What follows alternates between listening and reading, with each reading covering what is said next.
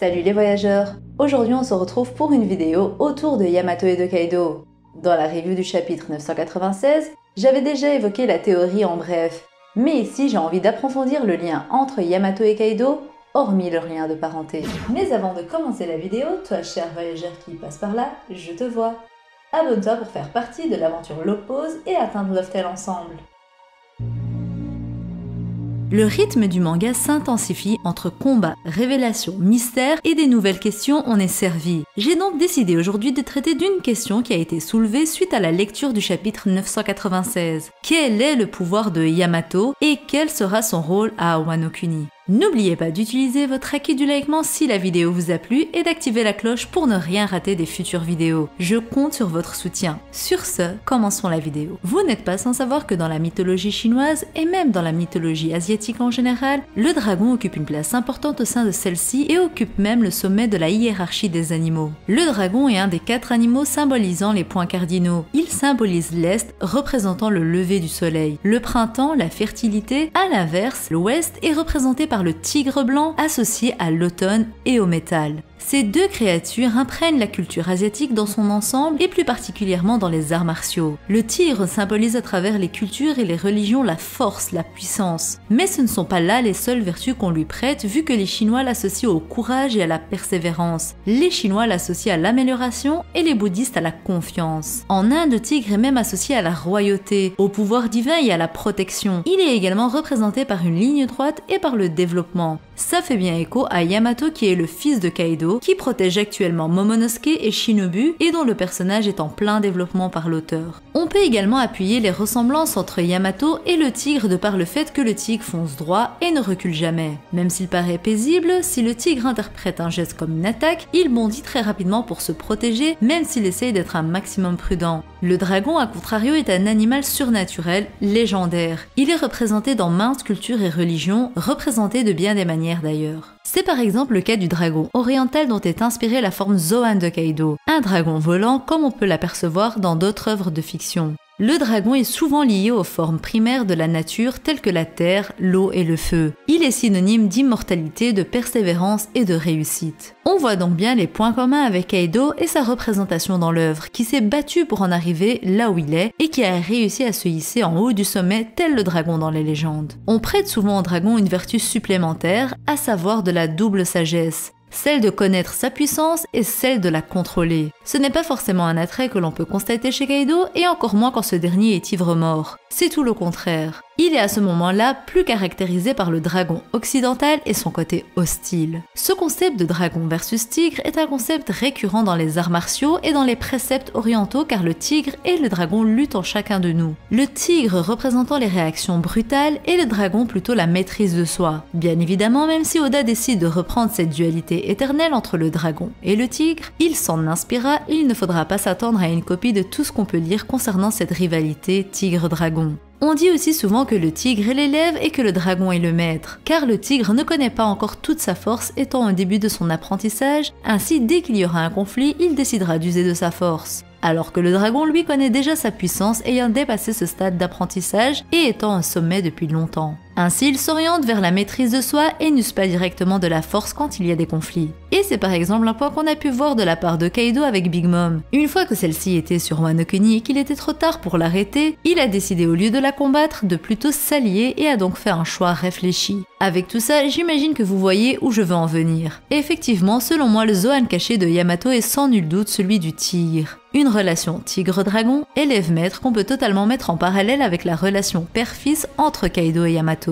Vous le savez, les points cardinaux sont représentés par des animaux dans les légendes asiatiques. Le dragon pour l'Est, le tigre blanc pour l'Ouest, le phénix pour le Sud et la tortue pour le Nord. Le dragon de l'Est est nommé Sirius, soit le dragon azur. C'est d'ailleurs sûrement pour cette raison que Kaido est représenté sous forme d'un dragon bleu dans les colos officiels du manga. Ce n'est pas un hasard ou juste un choix sans raison de la part d'Oda. Son élément est le bois. Le tigre blanc, quant à lui, est appelé Byakko et est probablement le Zoan mythique de Yamato. Bien entendu, il se peut que Yamato ait un Zoan antique, par exemple celui du tigre aux dents de sabre. Ainsi, comme tous les autres membres de l'équipage au sang bête, Yamato aurait un Zoan antique, mais pour ma part, j'aime l'idée que Yamato est un Zoan mythique au même titre que Kaido, et surtout, il s'agit de deux Zoan représentant bien la légende chinoise et les animaux des points cardinaux. Ainsi, Kaido représente Seryu, le dragon de l'Est, et Yamato représente Byakko, le tigre de l'Ouest, les mettant clairement en opposition. Une opposition qu'on aura pu constater depuis la présentation de Yamato dans le manga. C'est dans le chapitre 996 que l'on voit Yamato utiliser une attaque contre Hacha pour le mettre KO. Une attaque selon moi faite à base du haki de l'armement. En effet, d'après moi et d'après cette attaque, Yamato maîtrise sans nul doute le Ryo avancé au vu de cette capacité. Car oui, elle décide d'attaquer à distance avec son kanabo et son bras tenant son arme s'enveloppe du fluide de l'armement et on aperçoit les éclairs noirs nous montrant qu'il y a bien une utilisation de haki.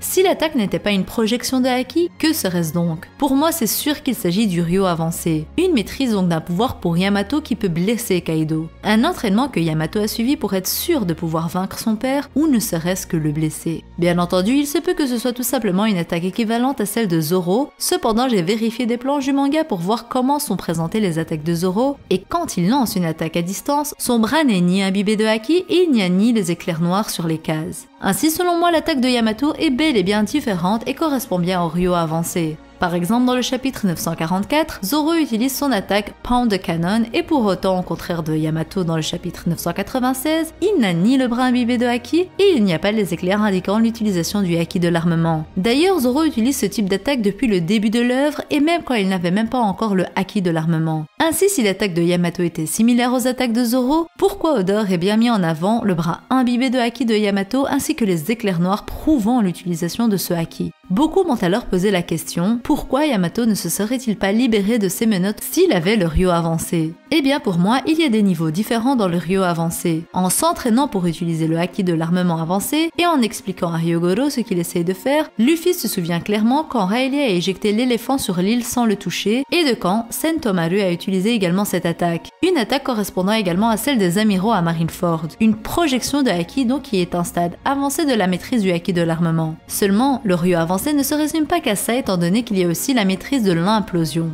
C'est avec cette maîtrise que Luffy a pu se libérer du collier explosif comme il a pu libérer Yamato de ses menottes. Il en va de même aussi pour Rayleigh qui avait libéré Kami de son collier explosif à Chapondi. Pour moi, le fait que le Ryo avancé ait des niveaux différents peut être prouvé tout simplement par le fait que Hyogoro lui-même, qui est celui qui a appris à Luffy le concept du haki de l'armement avancé, n'a pas su se libérer du collier explosif à Udon. En effet, c'est Luffy qui l'a libéré dans le chapitre 947 et non Hyogoro lui-même, alors qu'il est le maître de Luffy pour la maîtrise du Ryo avancé. D'ailleurs, Hyogoro pense même, quand Luffy le libère du collier avec le Ryo avancé, que le Ryo que Luffy a utilisé est bien au-delà de tout ce qu'il aurait pu lui enseigner, mettant bien en avant qu'il y a bel et bien des niveaux de maîtrise différents, même dans le Ryo avancé. Ce qui prouve que même si un personnage utilise le Ryo avancé, ça ne veut pas dire pour autant qu'il en maîtrise tous les types. Pour l'instant, on a vu donc le Ryo avancé maîtrise de la projection du haki ainsi que la maîtrise de l'implosion. Ce qui explique pourquoi Yamato n'a pas su se libérer de ses menottes explosifs mais a bel et bien utilisé encore une fois selon moi le Ryo avancé pour mettre à terre Hacha. Ainsi, Yamato combattra Kaido selon moi. Lui qui a toujours détesté son père et qui a une rancune envers ce dernier doit bien se venger. Selon moi, Yamato est bien plus légitime que tous les autres pour tuer Kaido. Lui qui sont considérés comme Oden et qui avait ce samouraï légendaire comme idole, a plus de raisons selon moi que les autres pour tuer Kaido.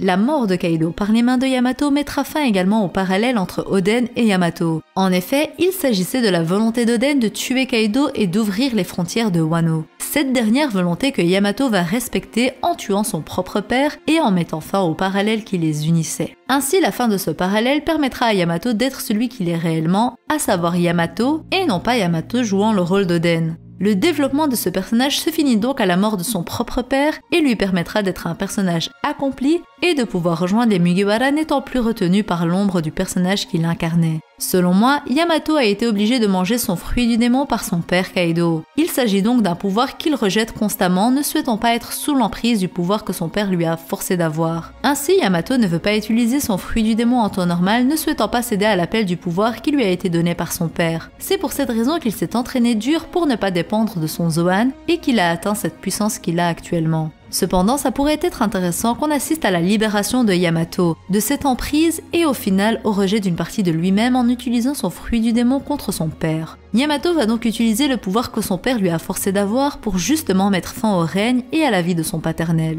Une manière de se réconcilier avec son pouvoir caché étant rejeté car ce pouvoir deviendrait au final ce qui lui a permis de tuer celui qu'il est tant, Kaido.